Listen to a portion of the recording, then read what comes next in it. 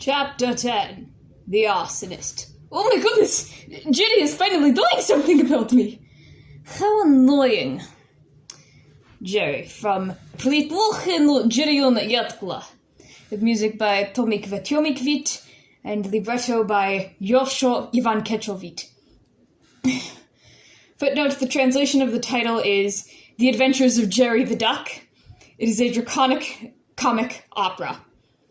Athena. Lepus and I was the last ones up again. We found one training with Powatina and Syl practicing magic. His shadow magic was improving, but he still wasn't exactly the greatest. I told Apollo tossed us his biscotti and asked the Vixor to come with him, so he could teach them magic. While we ate, Luz said she wanted to show her the fire magic I'd learned yesterday. I put down my biscotto and took out my quamon, playing a campfire song.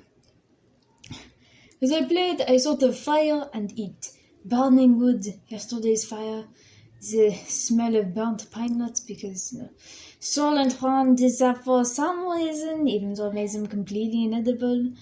I thought of the burning heat in the heart of Draco, and of the notes I was singing, manifesting all of that beside me. A small fireball appeared next to me. It took a lot of effort to keep the fire floating, and I did not want to burn everything down, so I kept the fire there for a few seconds before extinguishing it. Wow, is that hard? Luz asked. Yes, this way I didn't keep it there for long. If I got better at it, I could move it around, I responded. What did you do while I was learning magic? I watched Syl for a while, and then I found a knife I liked. It's named Le Zabri. Apollo, Juan, and Syl burst into the room. Apollo had pulled his cloak around himself and was shivering, and all of them looked wet and cold. Juan and Syl had their instruments at arm's length to protect the wood from water damage.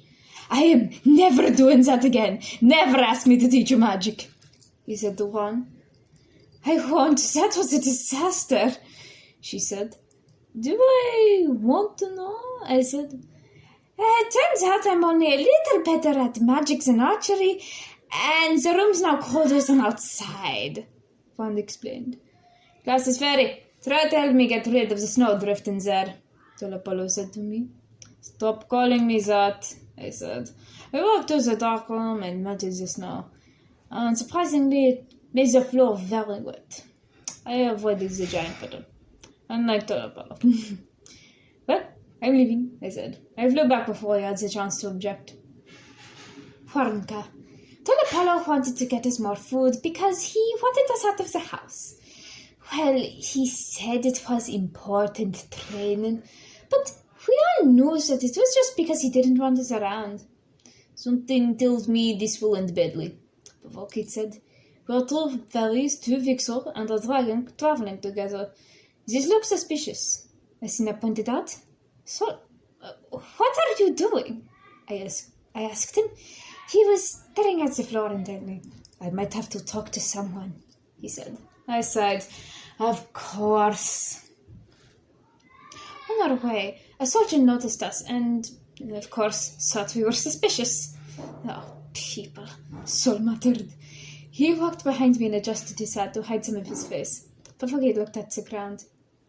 What are you doing? She asked. Getting food, I said. Where would two Vixor travel with the dragon? Asked the dragon. What, do you think all of us hate dragons? We're allowed to be friends with them, I said. Wait, it looks familiar. Powatina, is this where you've been? What are you doing with two Vixor? Why did you leave? She asked. Not the Powatina. My name is Chivosi, said Powatina in a terrible Powatinan accent. No, that is you, said the stranger. That is the worst Powatinan accent I've heard in my life. And is Chivosi even a name? Yes, it was the name of the famous composer Gerriy Pektovit, Athena muttered. She started quietly rambling about his life in music while twisting one lock of hair around her finger. This is not fake. This is my real voice. I have no idea who you are talking about. Chivosi is my real name, said Powatina. No, you know exactly who I am talking about, because you are him. No, I do not. I have never seen you in my life, and I have no idea who you are talking about. Now please, leave us alone. She surveyed the rest of us and frowned.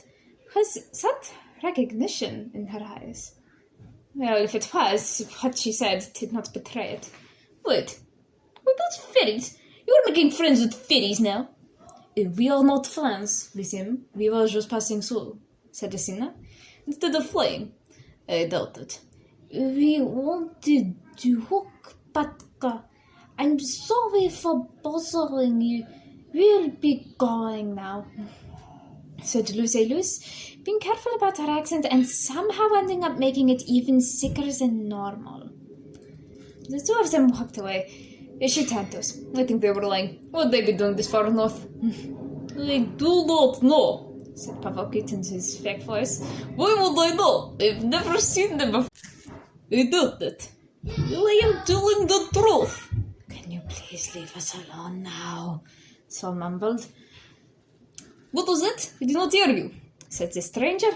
No saying Patka, he said louder. Well, the Emperor will enjoy hearing about this.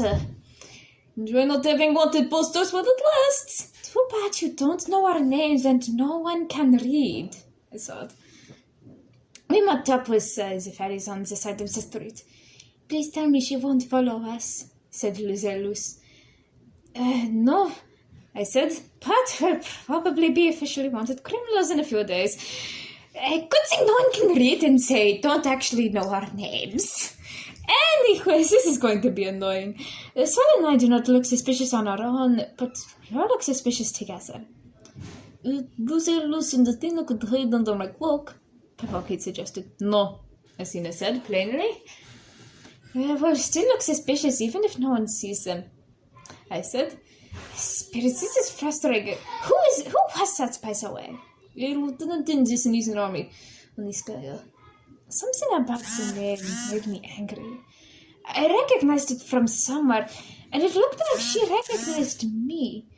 But I did not know from where. Aniskaya the Arsonist? Athena asked. He frowned. I suppose. She fixed him with that unwavering gaze of hers. Did she burn down Luzeli?